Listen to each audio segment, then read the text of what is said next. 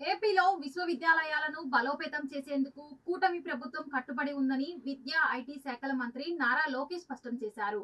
సాంకేతిక విశ్వవిద్యాలయాల్లో విద్యార్థుల సంఖ్య, ఉద్యోగుల వివరాలు, ఖాళీల భర్తీ, యూనివర్సిటీల అభివృద్ధిపై శాసన మండలిలో సభ్యులు అడిగిన ప్రశ్నకు మంత్రి సమాధానం ఇచ్చారు.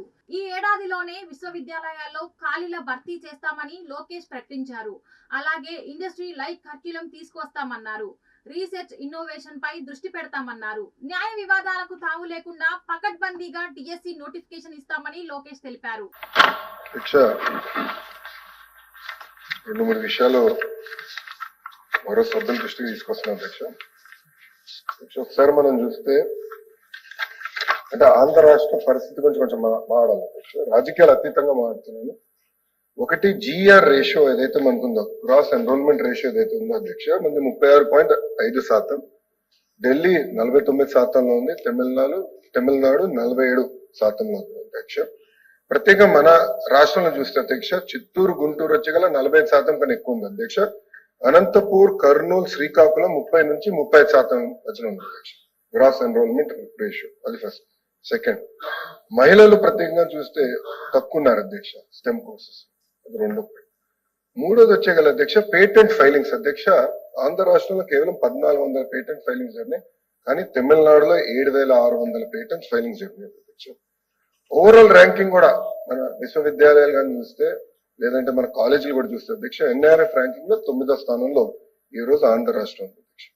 పిహెచ్డి స్టూడెంట్స్ వచ్చేగల ఆంధ్ర రాష్ట్రంలో 5600 మంది ఉంటే, తమిళనాడులో 29,000 మంది ఉన్నారు అధ్యక్ష. అంతేకాకుండా అధ్యక్ష, ప్రస్తుతానికి ఎలాంటి ట్రాకింగ్ మెకానిజం కూడా మన దగ్గర లేదు అధ్యక్ష. అంటే ఎంతమంది పిల్లలు ప్లేస్మెంట్స్ జరిగినాయి, వాళ్ళ జీతాలు ఏంటి, ఇవన్నీ కూడా ఆ వివరాలు మన దగ్గర ఈ రోజు లేవు అధ్యక్ష. సో అలాంటి పరిస్థితుల్లో గౌరవ ముఖ్యమంత్రి గారు 2014లో అమరావతిని రాజధానిగా ప్రకటించినట్టు అధ్యక్ష, ఒకే రాష్ట్రం ఒకే రాజధాని అభివృద్ధి వికేంద్రీకరణ నినాదంతో మొదలుపెట్టింది అధ్యక్ష. దాంట్లో భాగంగా అనంతపూర్కి కియా వచ్చింది, చిత్తూరు, కడపకి ఎలక్ట్రానిక్స్ మ్యానుఫ్యాక్చరింగ్ సంస్థలు వచ్చినాయి, రెన్యూబుల్ ఎనర్జీ కర్నూలుకి వచ్చింది, ఇప్పుడు డ్రోన్ సిటీ కూడా అక్కడికి వస్తుంది. అంటే ఇది ఎందుకు చెప్తున్నానంటే అధ్యక్ష, అభివృద్ధి వికేంద్రీకరణ చేయాలంటే అక్కడ ఉన్న ఐటీఐలు కానివ్వండి, పాలిటెక్నికల్ కానీ ఇవన్నీ కూడా చాలా ఫోకస్డ్ గా ఆ కరికులం తీసుకురావాల్సిన అవసరం ఉంది అధ్యక్ష.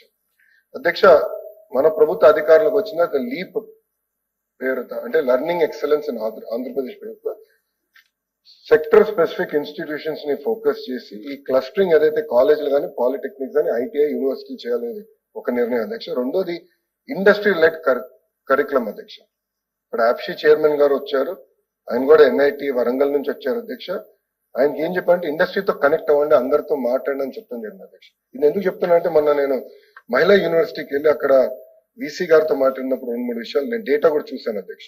కంప్యూటర్ సైన్స్ ఫీల్డ్ అన్ని ఫుల్ అవుతున్నాయి, కానీ లాంగ్వేజెస్ కానివ్వండి, ఆర్ట్స్ కానివ్వండి, హిస్టరీ కానివ్వండి అక్కడ ఫిల్ అవట్లేదు. చాలా కాబట్టి విద్యార్థులు దానిపైన శ్రద్ధ చూపించట్లేదు. కానీ అధ్యక్ష, నేను చదువుకున్నప్పుడు మొన్న మేము మా మిత్రులతో కలిసాం 10th క్లాస్ తో, మా బ్యాచ్ మేము కలిస్తే ఒక 42 మంది ఉన్నాం 10th క్లాస్ మా సెక్షన్ లో. ఇద్దరు ఇతర దేశాల్లో లాంగ్వేజెస్ పైన రీసెర్చ్ చేస్తున్నారు, లాంగ్వేజ్ సంబంధించిన వర్క్ చేస్తున్నారు అధ్యక్ష. సో అప్పుడు నేను మేడం గారికి ఏం చెప్పానంటే, ఇండస్ట్రీ లింక్ చేద్దాం మనం. సో ఏదో కంప్యూటర్ సైన్సే కాదు, ఈసీఏ కాదు, ఇండస్ట్రీ లింక్ అన్నిటికీ చేయాలని చెప్పాను అధ్యక్ష. అది రెండోది ప్రయారిటీ. మూడోది ఇంటర్న్షిప్, వర్క్ బేస్డ్ లెర్నింగ్. ఇది 3 అధ్యక్ష. ఫ్యాకల్టీకి వచ్చేగల పెద్దలు ఇప్పుడు లక్ష్మణరావు గారు కూడా చెప్పారు, వేకెన్సీస్ ఉన్న విషయం వాస్తవ అధ్యక్ష. అది నేనే చెప్పాను. వచ్చే సంవత్సరాల్లో, ఈ సంవత్సరం వేకెన్సీస్ అన్ని భర్తీ చేయాలని నిర్ణయం మన ప్రభుత్వం తీసుకుంది. అది 1 మ్యాన్ కమిషన్ రిపోర్ట్ వచ్చిన వెంటనే ఆ ప్రక్రియ కూడా మేము ప్రారంభిస్తాం అధ్యక్ష. అది ఫస్ట్ రిక్రూట్మెంట్.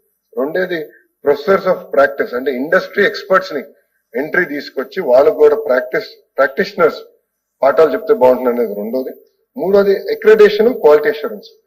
అది కూడా చాలా చాలా అవసరం, అదో ఫోకస్ తీసుకున్నాం.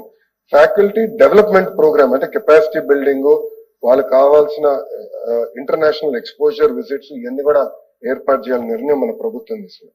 మూడోది డిజిటల్ అండ్ ఇన్ఫ్రాస్ట్రక్చర్ డెవలప్మెంట్ వచ్చేయగల డిజిటల్ లో చాలా చాలా అవసరం ఉంది అధ్యక్ష. ఏమైందంటే ఇప్పుడు బొత్స సత్యనారాయణ గారు కూడా ఉన్నారు, గతంలో కూడా ఎడ్యుకేషన్ మంత్రిగా ఆయన చేశారు అధ్యక్ష. మంత్రులు మాకు విజిబిలిటీ లేదు అధ్యక్ష. అసలు యూనివర్సిటీలో ఏం జరుగుతుందో, రిక్రూట్మెంట్లు ఎట్లా జరుగుతున్నాయి, జీరో విజిబిలిటీ. నాకు అర్థం అవట్లేదు. అండ్ అక్కడ నిర్ణయాలు తీసేసుకుంటున్నారు. లీగల్ లిటిగేషన్ వచ్చిన తర్వాత కమిషనర్ గారికి, సెక్రటరీ గారికి, మంత్రులకు నోటీసులు వస్తున్నాయి అధ్యక్ష. సో విజిబిలిటీ లేదు. కేంద్ర ప్రభుత్వం సమర్థన ఒక ఈఆర్పి తీసుకొచ్చింది అధ్యక్ష. ఆ ఈఆర్పి ఢిల్లీ యూనివర్సిటీలో అమలు చేస్తారు. ఆ ఈఆర్పిని అన్ని విశ్వవిద్యాలయాల్లో అమలు చేయాలి. AI based tracking, integration, state wide accreditation system కూడా ఏర్పాటు చేయాలని లక్ష్యంతో మన ప్రభుత్వం తీసుకుంటుంది అధ్యక్ష. అది 3వ అంశం. 4వది వచ్చేసి అధ్యక్ష research and global out reach. ఇప్పుడు రీసెర్చ్ విషయంలో ఇప్పుడు చెప్పాను అదే, రీసెర్చ్ విషయంలో మనం చాలా వెనుకబడినాం. రీసెర్చ్ పైన ఎక్కువ ఫోకస్ చేయాలి. నేను కూడా ఎన్విడియాతో కలిసినప్పుడు వాళ్ళు చాలా చెప్పాను. ఒక సెంటర్ ఆఫ్ ఎక్సలెన్స్ ఆంధ్ర యూనివర్సిటీలో ఏర్పాటు చేయమని నేను కోరాను అధ్యక్ష. వాళ్ళు పెడతానని చెప్పారు. అట్లా రీసెర్చ్ అండ్ ఇన్నోవేషన్ పైన ఎక్కువ శ్రద్ధ పెడతాం. స్టార్ట్అప్ ఇంక్యుబేషన్ దాంట్లో కొంత వర్క్ జరిగింది అధ్యక్ష, అది బలోపేతం చేస్తాం. గ్లోబల్ టాలెంట్ కూడా రావాలి అధ్యక్ష. టీచింగ్ టాలెంట్ రావాలి, విద్యార్థులు కూడా రావాలి. అంటే ఇంటర్నేషనల్ స్టూడెంట్స్ మన విశ్వవిద్యాలయంలో చదవాలనేది లక్ష్యంగా పెట్టుకునే అధ్యక్ష. అది లాస్ట్ ఇది బ్రాండింగ్ కూడా చేయాలనేది ఒక నిర్ణయించారు. అంటే స్టడీ ఇన్ ఆంధ్రప్రదేశ్ మన ఫోకస్ చేయాలని లక్ష్యంతో మన ప్రభుత్వం పనిచేస్తుందని గౌరవ సభ్యులు తెలుపుతున్నారు అధ్యక్ష. అధ్యక్ష, నేను ఇప్పుడే రామ్ గోపాల్ రెడ్డి గారు అడిగిన ప్రశ్న నేను క్లియర్ గా సమాధానం ఆల్రెడీ చెప్పాను అధ్యక్ష. అంతేకాకుండా మన జరిగిన బడ్జెట్ లో కూడా ప్రభుత్వ విశ్వవిద్యాలయాలను బలోపేతం చేసడానికి 2,000 కోట్ల రూపాయలు గౌరవ ఫైనాన్స్ మంత్రి గారు కేశవ్ గారు కూడా కేటాయించడం జరిగింది అధ్యక్ష. అది ఇన్ఫ్రాస్ట్రక్చర్ కి ఖర్చు పెడతాము, రీసెర్చ్ కి ఖర్చు పెడతాం. కేంద్ర ప్రభుత్వం కూడా అనేక కార్యక్రమాల కింద ప్రభుత్వ విశ్వవిద్యాలయాలకి నిధులు కేటాయిస్తుంది. ఆ రెండు జతపరిచి మేము అమలు చేస్తాం అధ్యక్ష. అధ్యక్ష, ఇక్కడికి వచ్చేగల లక్ష్మణ్ రావు గారు 2018 అని మీరు అంటున్నారు సార్. మాకున్న సమాచారం 2017 సార్. 2017 అని, అంటే ఐ మైట్ బి రాంగ్, కొంచెం కరెక్ట్ చేయండి. మాకున్న సమాచారం 2017లో నోటిఫికేషన్ జరిగింది, అది హైకోర్టు కొట్టేసింది. మళ్ళీ 2023 నోటిఫికేషన్ వచ్చింది, అది హైకోర్టులో స్టే అయింది. సో ఇట్లా ఈ ఇబ్బందుల వల్ల మనం ముందరకు వెళ్ళలేకపోతున్నాం అధ్యక్ష. అందుకే నేనేం చేశాను అధ్యక్ష, జస్ట్ లాస్ట్ పాయింట్, డిఎస్సి ఇప్పుడు మనం నోటిఫికేషన్ ఇస్తున్నాం. డిఎస్సి విషయంలో అధ్యక్ష, గతంలో జరిగిన అంటే తప్పులు ఏమేమి జరిగినాయి, ఇప్పటికీ ఎన్ని నోటిఫికేషన్ జరిగినాయి, ఏ ప్రకారంగా లీగల్ ఇష్యూలు వచ్చినాయి, అవన్నీ స్టడీ చేసి పక్కడబంది నోటిఫికేషన్ ఇద్దాం. లీగల్లీ ఇబ్బంది లేకుండా చేయాల్సిన లక్ష్యంతో మేము పనిచేస్తాం అధ్యక్ష.